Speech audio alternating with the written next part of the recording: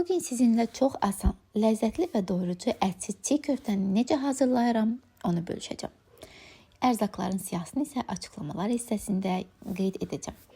İlk öncə onu deyim ki, bulqurun incə olmasına diqqət edirik. Bulqurun üzərinə isti su əlavə edib 10-15 dəqiqə yumuşalmasını gözləyirik. Bu arada isə soğanı və sarımsağı soyub süzgəcdən keçirdirik. Süzgəcdən keçirdiyim soğanın suyunu sıxıram ki, acılıq verməsin. Yumuşalmış bulqurun üzərində dəlik açıb bütün ərzaqları ora əlavə edirəm. Yaxşı olar ki, siz əgər vaxtınız varsa, hər bir ərzağı əlavə etdikdən sonra qarışdırın. Mən həmsini əlavə edib sonda qarışdırdım. Tomat pastasını isə birbaşa olaraq deyil, kənarda isti suda açıb daha sonra əlavə edirəm.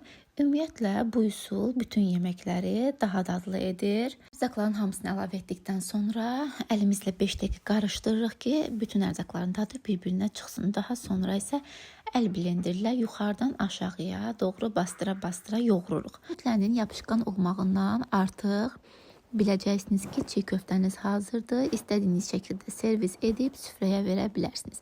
İndidən hazırlayan hər kəsə nuş olsun.